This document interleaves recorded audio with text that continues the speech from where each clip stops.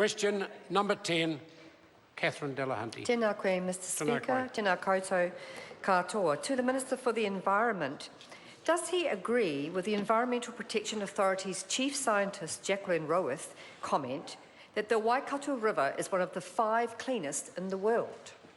Mr. Speaker. The Honourable Dr Nick Smith. Mr. Speaker, Dr Rowarth's comments were made prior to her taking up her position with the EPA when she was a professor at Waikato University, and I am advised by her that her comments were taken out of context.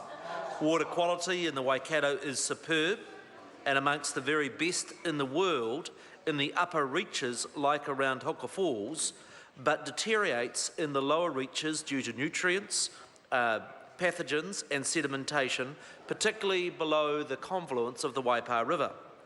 The data shows in the lower reaches these problems have been increasing in recent decades, and steps are required to reverse those trends, and that is why this government has invested over $300 million in its clean-up. I do note the EPA does not have a role in the regulation of water quality, and their principal function is the regulation of hazardous substances and new organisms. Supplementary. Supplementary question, Catherine Delahunty. Does he consider that the new Chief Scientist of the EPA's comments show a robust understanding of science and of a waterway which has more than $8 million of government funding dedicated to cleaning it up because it's so seriously polluted? Mr. Speaker. The Honourable Dr Nick Smith. Oh, Mr. Speaker, the government is spending a lot more than $8 million. It is spending over $300 million. Thus is the importance of Lake Taupo and the Waikato River to this government.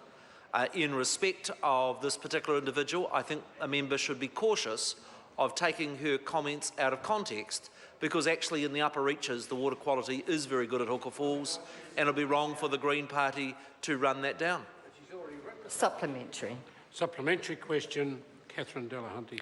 Given that the New Zealand Freshwater Sciences Society, comprising 400 freshwater scientists and professionals, dispute Rowarth's full claim, should we have faith that the EPA is able to make good decisions about hazardous chemicals and water and protect our environment?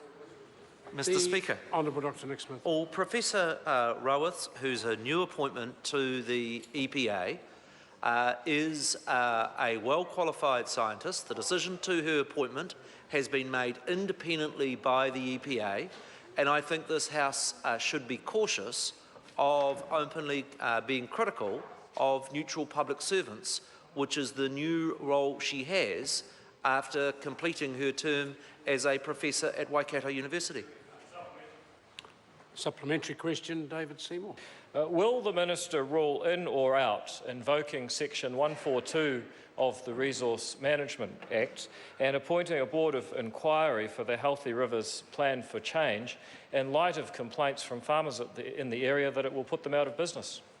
Mr. Speaker. The Honourable Dr Nick Smith. Mr. Speaker, the process under the Resource Management Act, where I as Minister can call in a plan change, is only time limited to a period prior to the notification.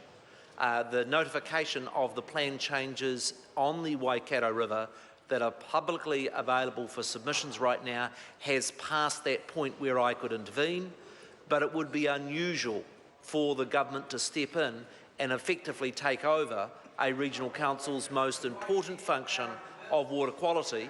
We did choose to do so in Canterbury. I'm reluctant to do so in the Waikato. Supplementary question, Catherine Delahunty. So to be clear, is the Minister saying that his new Chief Scientist at the EPA, who only just made that statement weeks before she started the job, is competent to make judgments about the environment when she says that Waikato is one of the 5 cleanest rivers in the world? Mr. Speaker.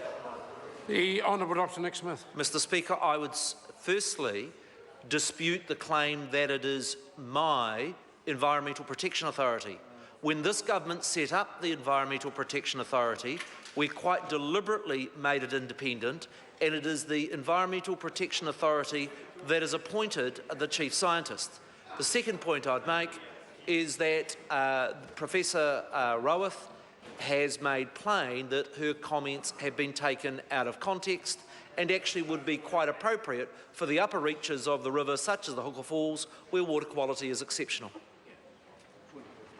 Point of order, the Right Honourable Prime Minister. Mr. Speaker, yeah, Mr. Speaker, exactly. Mr. Speaker, I seek leave to table the full quote that the Leader of the Opposition was in, and it says, Mr. Speaker, we have been trialling a domestic RSE scheme, but go in and ask employers, get them on the show, and they will say some of the people won't pass a drugs test, some of the people won't turn up for work. Order.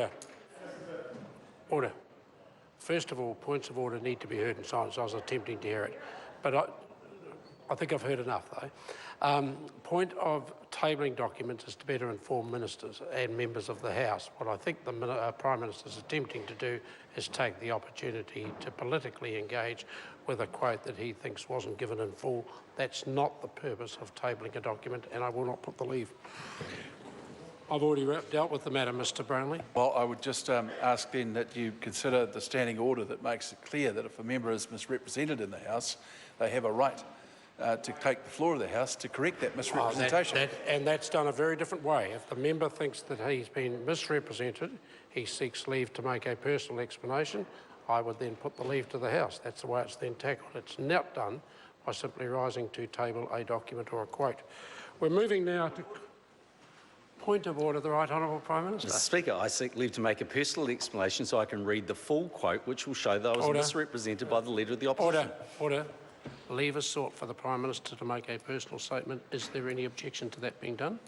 There is none. Right Honourable Prime Minister. Mr. Speaker, let me go back and read the full quote then.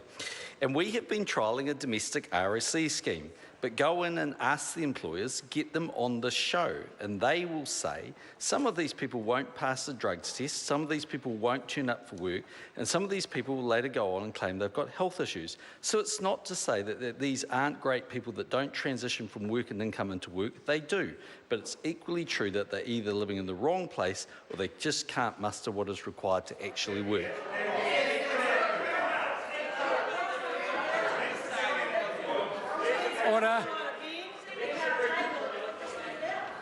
Order.